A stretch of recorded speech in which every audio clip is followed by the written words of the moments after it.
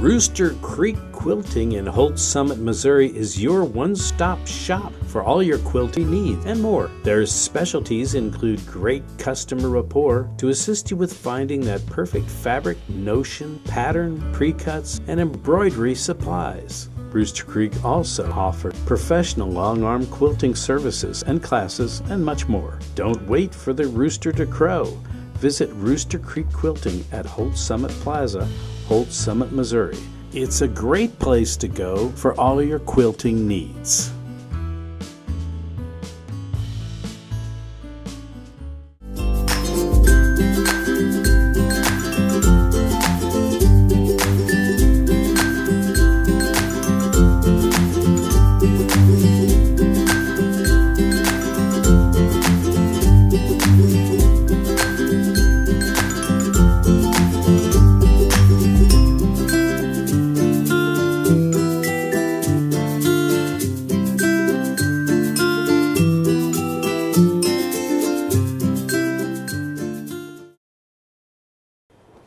Welcome everyone to JCTV's Quilting Inside and Out, where you get the scoop on the world of quilting. Sponsored by Rooster Creek of Holt Summit, Missouri. Today is November 15th, 2017, and I welcome you to our first show of Quilting Inside and Out. I'm your host, Rick J., with a great show today filled with great guests who will surely enlighten you in your world of quilting, we hope. In the first half hour of the show, you get to meet two very special guests from the world of quilting. Miss Bettina Havig, who will share her take on quilting and tell us about the American Quilt Study Group. And then we meet a young lady whose quilt was chosen to be juried in the Paducah, Kentucky Quilt Show, Miss Sherilyn Grubbs. Sherilyn will also share her great experience in receiving honors at the Missouri State Fair with her quilt.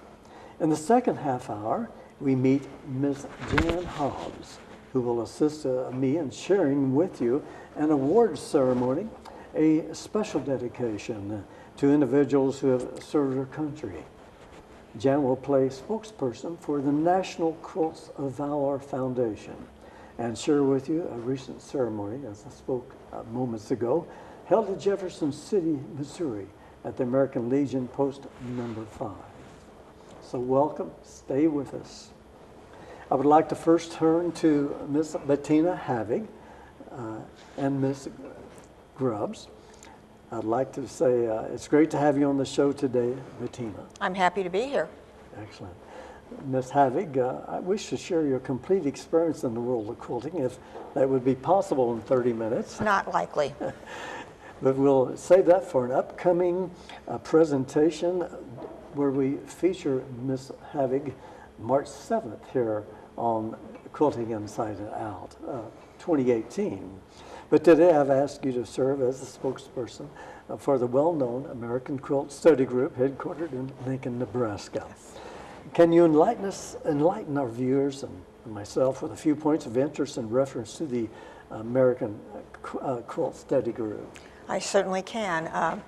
The group started in 1980 with about 75 or 80 charter members in Northern California. There were a couple of women out there whose primary interest in quilts was collecting, but also the women who made the quilts. I see. They were historians who really wanted to know about the women who made the quilts. And the purpose of the organization is to uncover the history of quilt making predominantly in the United States, but also internationally. We have members in many other countries.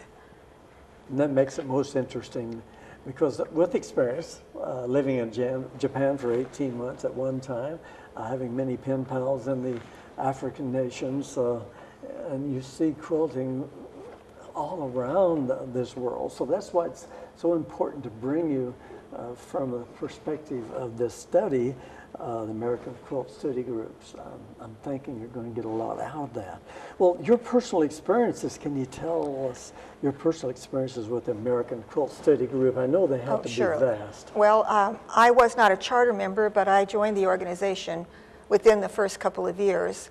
I did a paper presentation in the mid-'80s, and that's a primary function of the organization. They have an annual seminar. They've been in 35 different venues around the country, and they present academically based information about quilts and quilt history. And in addition to that, the seminar hosts study centers and tours that get people acquainted with the area that they were in. They were just in Manchester, New Hampshire, and so that's a rich area of the country for early quilts. And it's an organization that is primarily lay researchers, but it also opens up to academic graduate students and faculty of institutions who want to present a paper. It gets it in print. The publication comes out subsequently to the seminar with all of the papers included. I see. And Ms. Bettina, you are recognized by the foundation as a spokesperson and a very active member. So we're just not coming to you with my invitation and recognizing her as such, but also she is a solid member with this organization. So any questions or what have you, I'm sure Bettina at some point can answer those. Well, the areas of interest and educational opportunities the American Quilt Study Group offers to its members. Can you give us an idea of how those lay out? Well, there are two publications. One of them is called Blanket Statements, which is a quarterly magazine and includes research information, calendar information about exhibitions around the country, and then the annual seminar, which presents the papers, publishes the papers, and includes the study centers and tours in the area. And I did a paper in the mid-'80s subsequent to the Missouri Heritage Quilt Project. And then I had served on that board and as president of the organization for 4 years. And I've attended probably 33 of the 37 seminars. So I'm pretty well entrenched in the organization. That is great. That really sounds awesome that we're speaking to someone with such a foundation and interest and dedication that I can see that has been brought forth by your efforts. Yeah. Well, it's easy to become a member. It's open to anyone. You don't have to be an academician. You can be somebody who's interested in the history of quilts. You don't have to be a quilt maker. Initially, in fact, the majority of people were not quilt makers, but that has evolved, and more of the members are quilt makers. We're approaching 1,000 members throughout the country and internationally. And it is easy to become a member. You can go online to the American Quilt Study Group, and you can actually join online, and there are ranges of membership from senior all the way up to a pacemaker at $10,000. I'm not at that level. I see. Great. Excellent. Now, this annual seminar, where's that held? It's held all over the country. Initially, the first 3 or 4 were in the Bay Area, where the 2 women who initially had this idea, and they used to call themselves the Mill Valley Quilt Authority, which made it sound like they were a huge organization and it was just 2 women. But they were real movers and shakers. And then they began to move the seminar around the country. We've been in probably 20 or 25 states, and that annual seminar runs officially from Friday evening through Sunday noon, but the tours both precede and follow, and the study groups both precede and follow the seminar. And what would be the basic outlay of the programming? How would you sell a person, shall we say, for lack of words, on having them become interested in attending? What really is... First criteria is that you want to know more about quilts, you like quilts, maybe you collect quilts, you have family quilts that you want to know more about perhaps. There are a number of people in the organization that can do quilt appraisals for both antique and new quilts. Excellent. And the papers are presented, they're research papers, they have to submit an abstract initially. There's a panel that decides which of those papers is going to be presented. There are scholarships available to people who might want to present a paper or may need help getting to a seminar financially. That's great. We have corporate sponsors who underwrite the papers, who provide a little bit of extra money for the scholar or researcher to get to the seminars.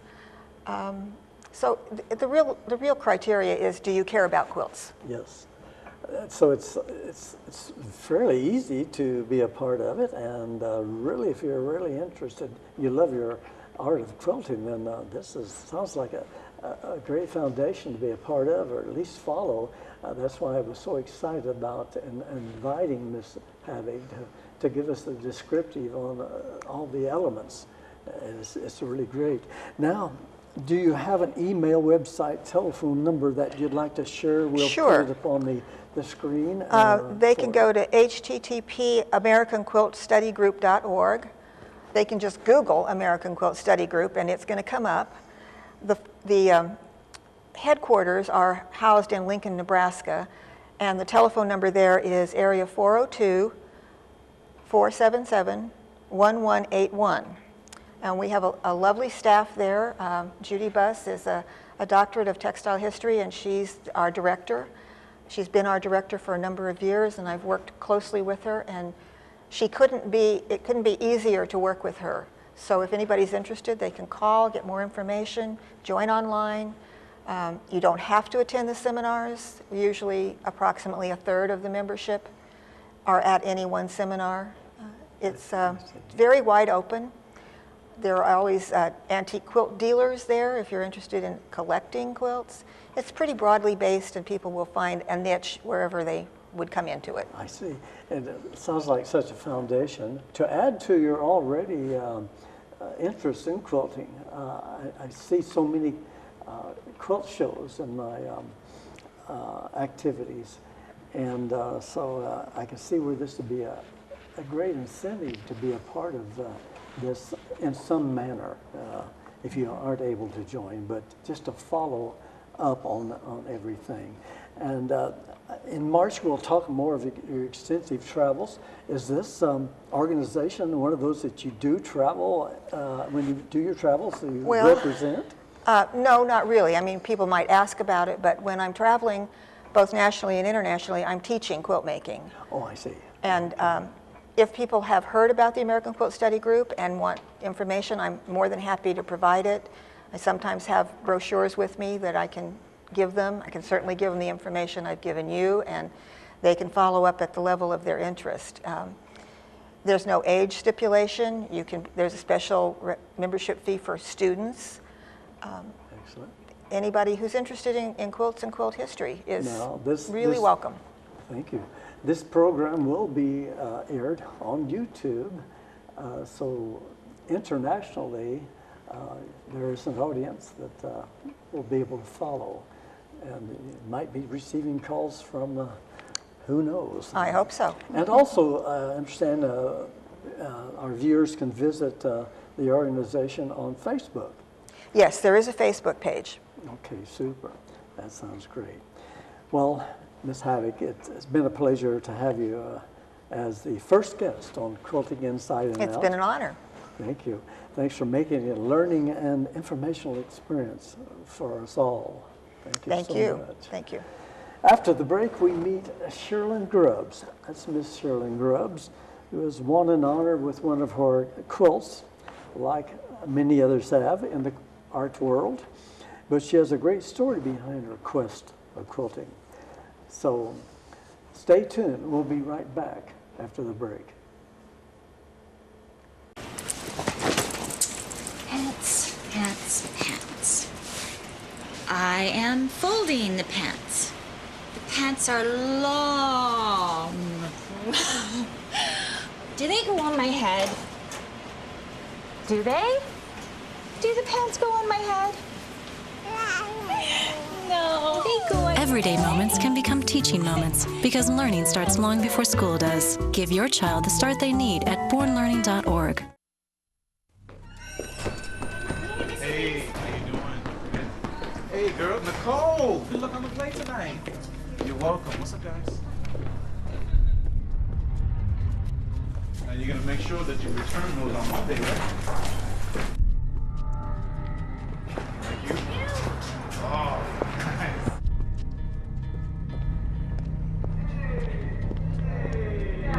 We'll talk to you for a second. Go ahead, give me one.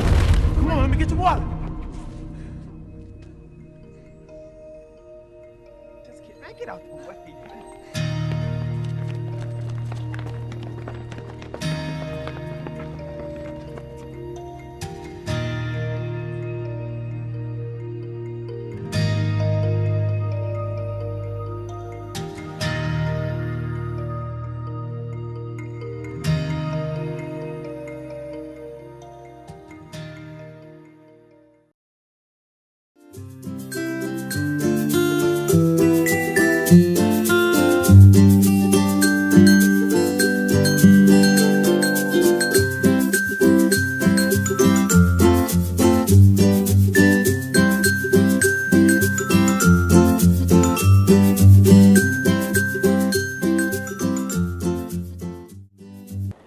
Welcome back to Quilting Inside and Out, everyone.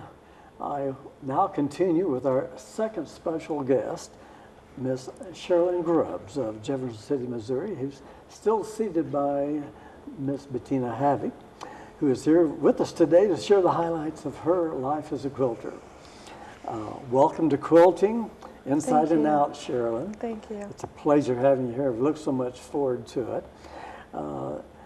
I'd like to ask you first to really identify with quilting in respect to just what can you tell us the highlights of your life, basically, and what describes Sherilyn Grubbs? Well, my husband and I live here in Jefferson City. We have 2 grown married children and 5 wonderful grandchildren. I was born and spent my childhood on a cattle ranch in Nebraska, and spent summers with my grandparents on their ranch as well.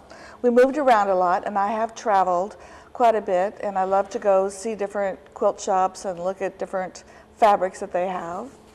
We moved here to Jefferson City, and I got my MBA here at Lincoln University. Excellent.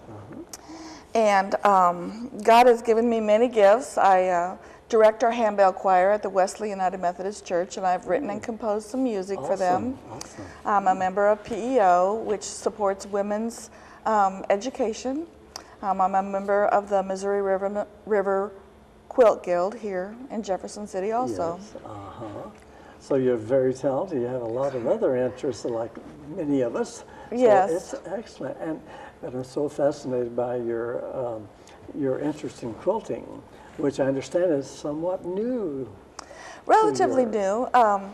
My mother taught me to sew. She was a home economic major, and when we moved off the ranch, she was a county extension agent, taught me to sew. I spent lots of time in 4-H and at fairs and county fairs and such. My grandmother took me with her to her little country church, to her quilting bee, and learned to hand quilt. I'm sure they took all my stitches out after I went home because I was very young at the time. Oh, I see. She embroidered and made embroidered quilts for all of us, and I guess that's where I really fell in love with quilts. I pieced my first quilt when we were first married 36 years ago. It was very, very elementary pattern, and I tied it. And I've pieced several quilts since then. I didn't get introduced to long arm quilting, or machine quilting, if you will, until just a few years ago when we were making and designing a charity quilt, and I had my friend Eva Studley quilt it for us on her long arm machine, and the quilting just made the quilt. It was just beautiful and so alive almost, and I just kind of got hooked then. Excellent. When I retired from teaching, my husband gave me as a birthday present a workshop from Rooster Creek on how to long arm quilt, and I guess I had a talent for it. Mike and Teresa ended up hiring me as a long arm quilter for about a year, and I ended up purchasing my own long arm gammal with a Statler computer stitcher and turned a part of our basement into a studio. So I have my business down there, and I just love doing the custom and free motion quilting for my clients, and that's only been in the last couple of years that I've been doing that. So excellent. We're hearing great things about you. Oh, thank you. Your quilting speaks for it. Like so many quilters, I'm so amazed. Yes. I'm an artist, and just some of the quilts are overwhelming almost in the perspective and the color contrasts and the blends, what have you. Now, you spoke of family. This is a good time to say hello to the husband, the family, the children, the grandchildren, if you would. Yeah, my husband, Monty, and I have been married for 36 years. And he's a wonderful, supportive man. He's always helped me. When we're driving down the highway, he'll say, "Oh, there's a quilt shop, we have to stop." And so he's very supportive of my business. My son, Brian, and his wife, Erin, live in Ozark. They have 2 boys, Maddox and Miles, and he works for Springfield Greene County Library. He's head of their history department. My daughter-in-law is a child psychologist and works with children. My son-in-law, Todd Schoenhart, and his wife, Andrea, who's my daughter, they live here in Jefferson City.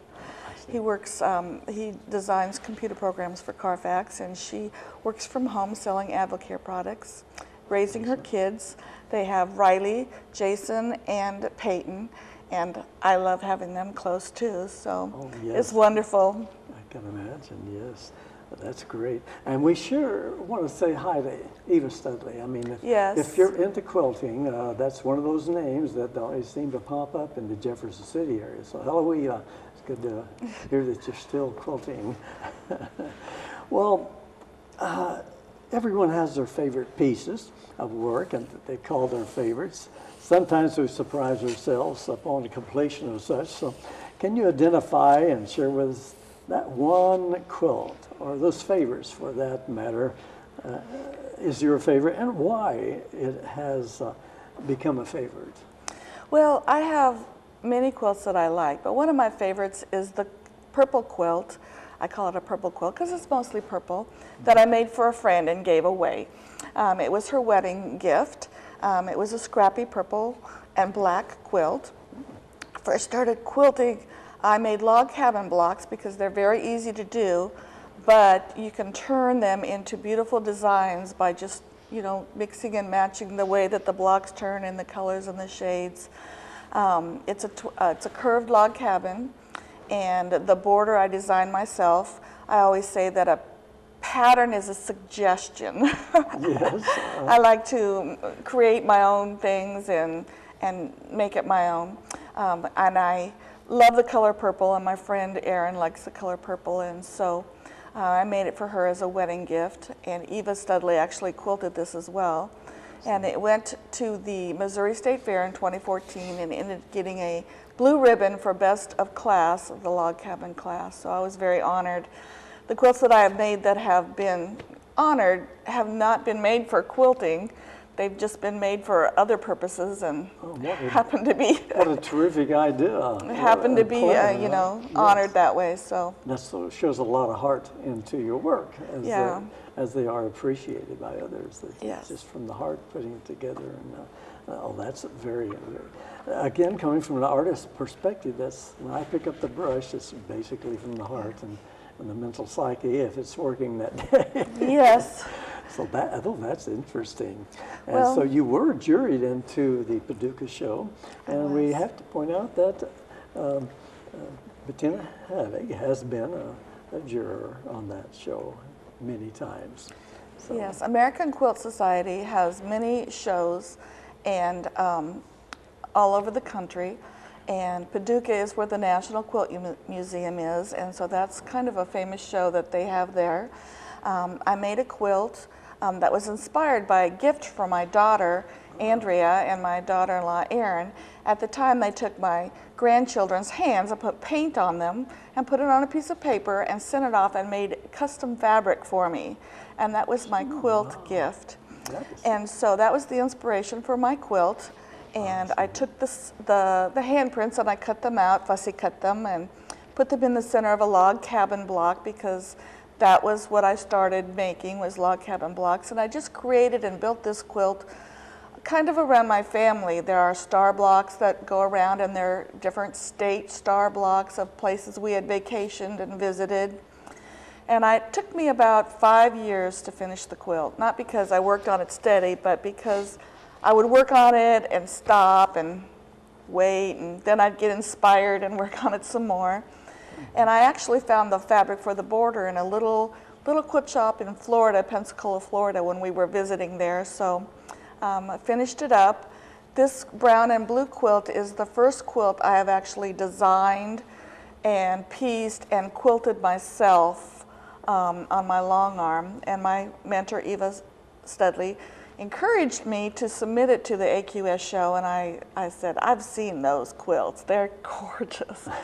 But I went ahead and did it, and I was honored to be juried in, and that was quite an honor for me to be Congratulations there. Thank you. On your success thus far. Thank you. You also, during the break, we spoke of a museum in Lincoln, Nebraska. Yes. And you're from Lincoln? I went to college at Lincoln, University of Nebraska at Lincoln. We lived all over Nebraska. We have family that lives in Lincoln as well.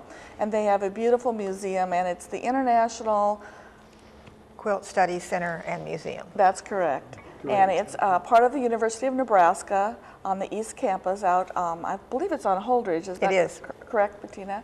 And it's a wonderful place to go and see quilts there. They have beautiful quilts. Well, I know we speak of inspiration, and I know you even speak lightly of being inspired by Miss Havig. So yes. I think that we have to give kudos where we can. Yes. Thank you. Well, for me, inspiration just comes from anywhere. Oh, you know, I love to see colors put together and designs. You can see designs in architecture on the fence or wherever, and when I see someone else's work, I just am in awe of all of the time and effort they put into making that. Any quilt show I go to, I get lost, although I'm usually busy with something else at the time, but I do get around, and I always come away impressed at the layout. You spoke of patterns. Well, we all start with a pattern, it seems like, in our psyche, whatever. We speak about, and so that's always the beginning, and thank goodness there are patterns to start with.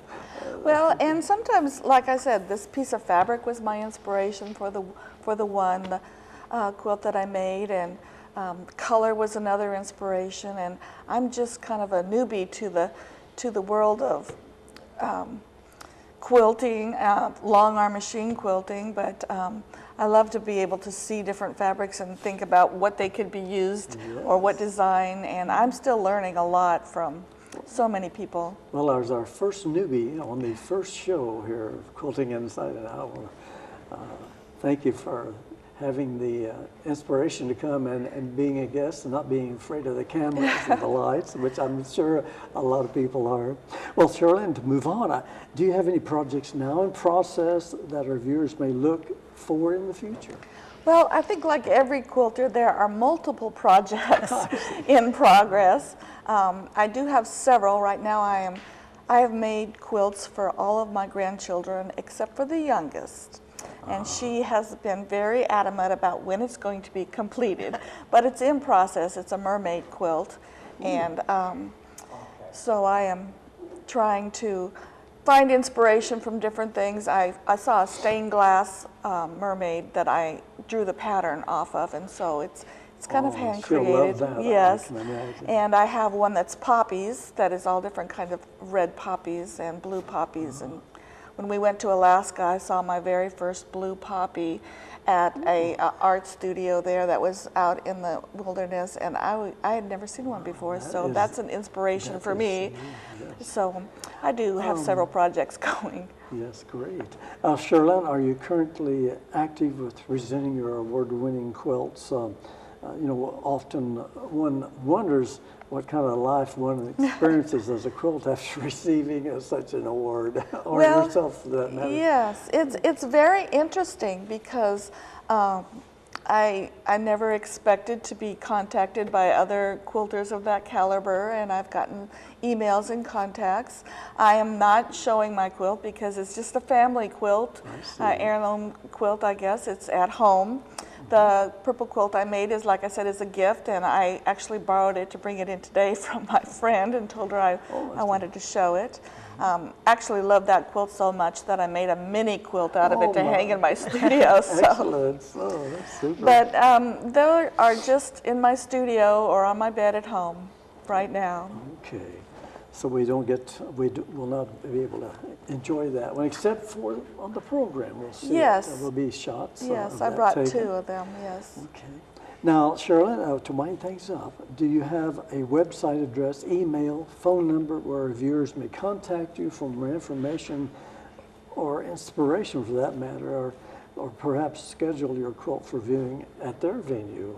Would you like to have a number out, a website, email? Yes, my website actually is in progress. I am trying to build it, and it is not complete yet, but I do have an email. It's Sherilyn, CHERLYN, at ladybug-quilting.com, and that's how they can contact me, or my phone number, which is 573-690-4815. And that's my cell phone number. We don't have a landline anymore, so they can contact me at either one of those points of interest. Okay. Well, Ms. Sherilyn, I want to thank you for contributing to our first presentation on quilting inside and out. It has been really inspiring to visit with you. Thank you. It's been a pleasure to be here. And thank you, Ms. Havig, once again. You're welcome. And now the scoop on the world of quilting. I've got some information for you. The Hannibal Peacemakers Quilt Guild has announced their quilt show, Around the Block, they're calling it. That event will take place Friday, April 6th and Saturday, April 7th, 2018. Rooster Creek Quilt Show is scheduled in Holt Summit, Missouri next year, July 12th, 13th, and 14th, Thursday, Friday, and Saturday. The Ozark Peacemakers of Springfield, Missouri have asked me to give the dates that are set for their upcoming 2018 quilt show. That's September 27th through the 29th of 2018. The Cape Girardeau, Missouri Quilt Guild will host their quilt show next year on September 29th and the 30th. So you also may contact me at 573-645 or Rooster Creek Company at 573, that's 645-4507, or Rooster Creek Company at 573-649-4789 to tell us your scoop and what is coming up in your life of quilting or what's going on with whatever.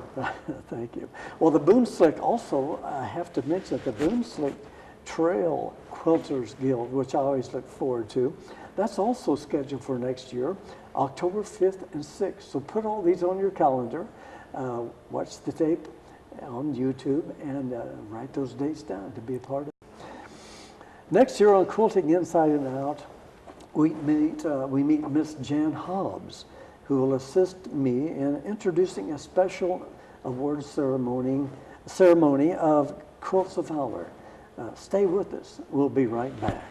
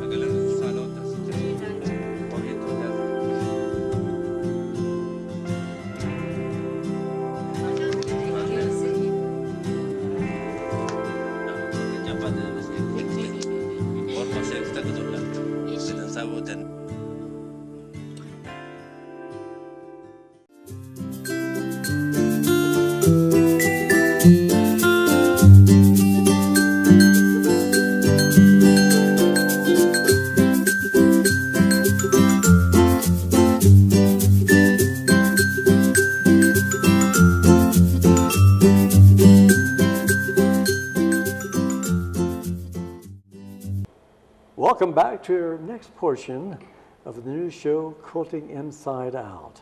I'm your host, Rick J.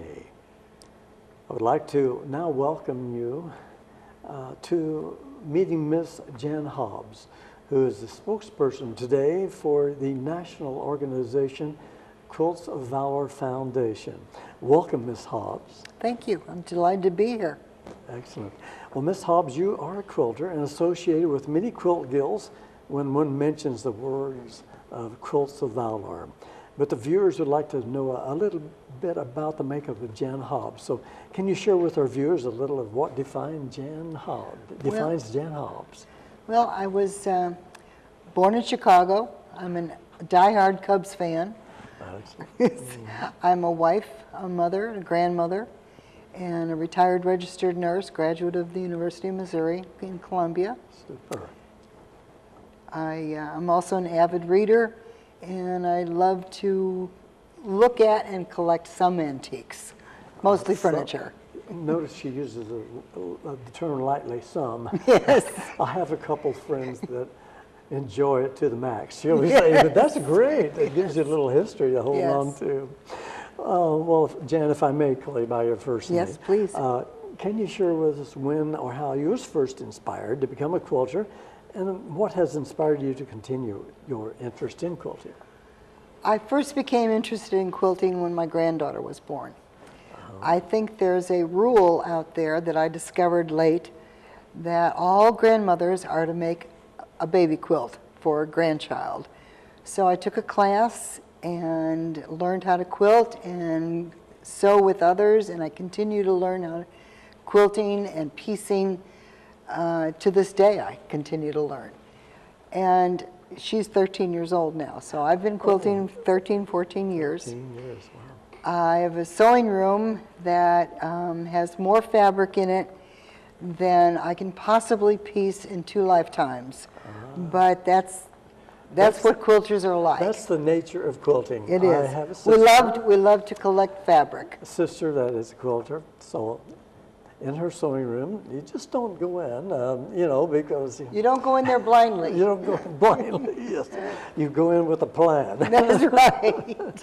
Well, do you have any techniques in your quilting that you would like to identify with, that someone out as a viewer can identify with? Are you long arm, short arm? I have one of the first quilts I made was a king-size quilt for my oldest daughter. And I didn't think it was going to be my quilt for her unless I quilted it. So that was the start of my doing the quilting in addition to the piecing. So I have a short arm on a 10-foot frame, and I do all my own quilting with that, as opposed to a long arm, but it just takes me longer. That's all it is. Oh, I see. I love to design quilts the old-fashioned way. Oh. I sit down with graph paper and a calculator and rulers and colored pencils and just design my quilts that way. I design them for the intended recipient, hoping that that person will love it as much as I have loved making it for him or her. That's the nature of the art that's in your genes. Yes. Just like myself as an artist, it always comes up with a plan, and you just work it out until you're ready to move the brush. In your case, the sewing machine. That's so right. forth. Well, at this time we generally get more in depth to learning about our guest, but we're going to have Miss Jan back in April for more on her life of quilting. But at this time, I would like to, as a recipient of a Quilt of Valor bestowed on me last June of 2017, I'm so excited to recognize you at this time as a spokesperson for the nationally recognized organization Quilts of Valor Foundation, which makes these civilian awards to many of our veterans and those that have served. We have a special treat for viewers today, the taping of an actual Quilts of Valor award ceremony that we'll be presenting.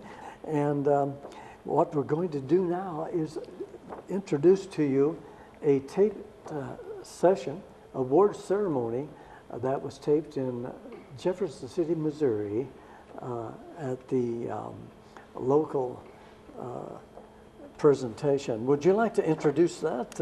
On October 22nd, 2017, my Quilts of Valor group, Patriot Piecers, held an awards ceremony at the American Legion Post 5 here in Jefferson City, where we could honor 11 American heroes. These service members, these veterans, ranged in age from World War II through Iraq and Afghanistan. It was our extreme honor to highlight these veterans. We thank them for their service and sacrifice with their comforting quilts, and this is their story. Yes, yes, I can identify with that. So now, stay with us. The award ceremony next here on JCTV, Quilting Inside and Out. My name is Jan Hobbs. I am the group leader for Patriot Piecers Quilts of Valor. We are based out of Columbia. That's not to say we wouldn't love to have some Jefferson City quilters. Maybe someday they'll find time to join us. I'd like to introduce you to 5 of my members that came here today. Girls, would you stand? This is Bonnie Licklider, Joyce Campbell, Barb Priest, our brand new newbie, Mildred Hobson, and Margaret Fines.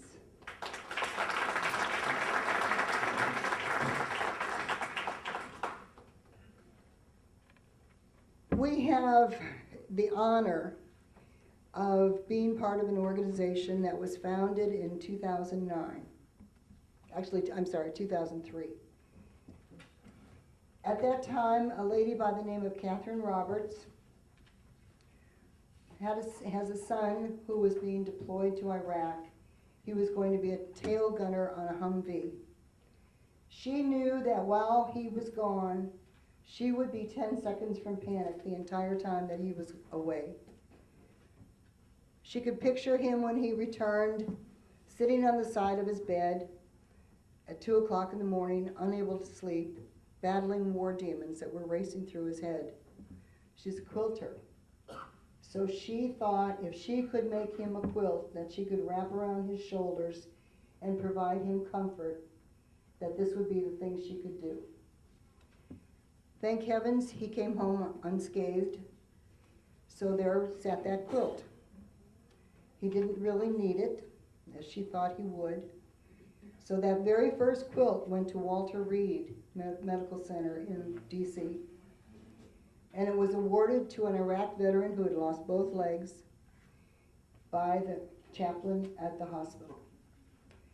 That was the beginning of the Quilts of Valor Foundation. Catherine Roberts formulated an idea that all those who had served in the wars on terror in Iraq and Afghanistan needed to receive comfort and hugs from quilters like us. And that we knew, or she knew, that this effort may go on for a long time. Those quilts have been awarded to thousands of veterans. And as I said, it started for the combat veterans of the wars on terror. Several years ago, there was a traveling Quilts of Valor collection that started in California and went across the country, picking up Quilts of Valor from various groups like ours, and ended up in DC at the Vietnam Wall. There was a ceremony there for World War II veterans and Vietnam veterans. She had all these quilts left over from a ceremony that she had participated in. And she looked at all those veterans standing at the Vietnam Wall, all those Vietnam veterans who had come home at a time when they weren't appreciated. They were spat upon. They were told not to wear their uniforms when they landed in Oakland, California. She awarded those quilts to that gathering of Vietnam veterans at the Vietnam Wall, and that opened up the Quilts of Valor Foundation to include veterans who had served in all wars and conflicts. So we have the honor today, we're kind of like the honor flight, in that we're working backwards. We're trying to honor and comfort all those who have served in World War II, on up through Korea, and then Vietnam, and Iraq, and Afghanistan, and wherever all points in between. So today we have 11 veterans that served in areas of combat, and it is absolutely our honor to do this. Mr. Anderson's quilt is titled Freedom Rings. It was pieced by Bonnie Licklider and quilted by me, Jan Hobbs. If you look at his quilt, this is how we came up with the title. His quilt is titled Red, White, and Blue Forever. It was pieced by Margaret Fines and quilted by me, Jan Hobbs. Ben served in the United States Marine Corps for 21 years, from 1946 to 1967. He took part in the rebuilding of Japan immediately after the war. He then served in Korea and Vietnam in 1965, where he received a Purple Heart and a Bronze Star. We, of course, what else could you title a quilt for someone who was in the Marines for 21 years but Semper Fi? Everett served in the United States Army from 1944 to 1946.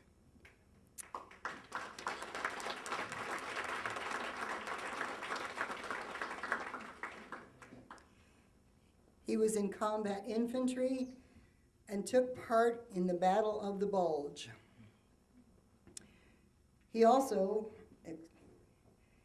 was stabbed in his leg by a bayonet when he was in Belgium. Everett received 2 Bronze Stars and undoubtedly a Purple Heart. We titled his quilt Stars for the Brave. Sam served in the United States Navy from 1946 to 1948 at the experimental base in California as an aviation electrician. His quilt is titled True Faith and Allegiance.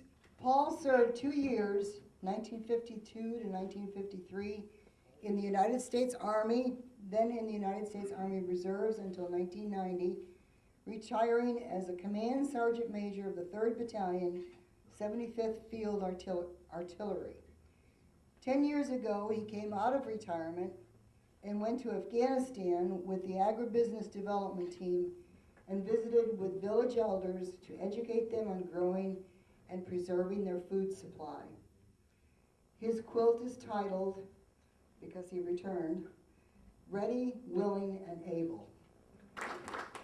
Nicholas served 2 years, 1952 to 1954, of active duty in the United States Air Force in the Strategic Air Command during the early years of the Cold War, and then 28 years in the Air Force Reserves, retiring as a lieutenant colonel in 1990. His quilt is titled Threads of Thanks. Mr. O'Connor served in the United States Navy 1942 to 1946 on a troop transport ship in the South Pacific. He received the Asiatic Pacific Campaign Medal with the Silver Service Star.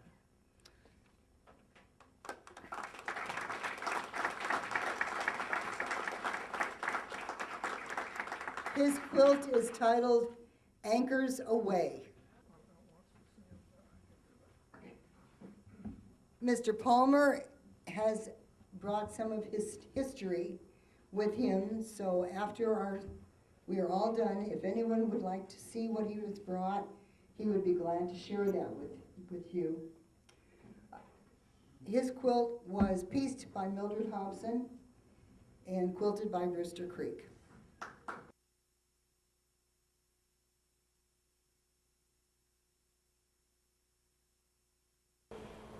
Well, that was a great, moving presentation.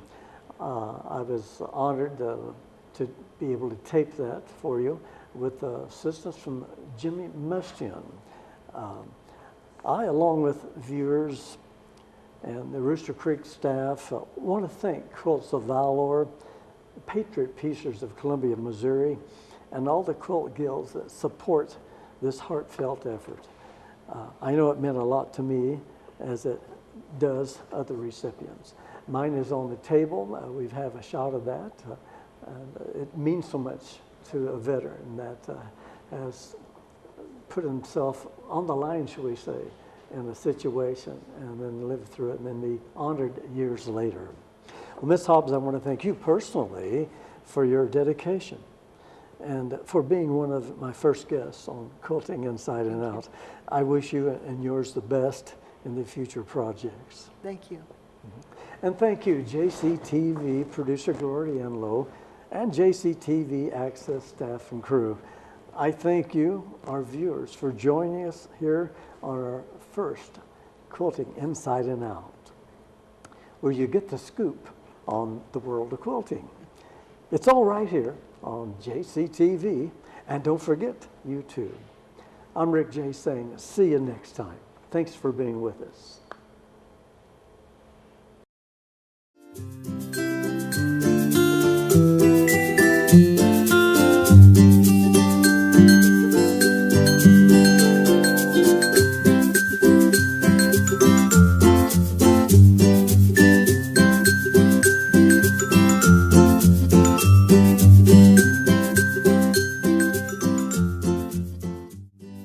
Rooster Creek Quilting in Holt Summit, Missouri is your one-stop shop for all your quilting needs and more. Their specialties include great customer rapport to assist you with finding that perfect fabric, notion, pattern, pre-cuts, and embroidery supplies. Rooster Creek also offers professional long-arm quilting services and classes and much more. Don't wait for the rooster to crow. Visit Rooster Creek Quilting at Holt Summit Plaza, Holt Summit, Missouri. It's a great place to go for all your quilting needs.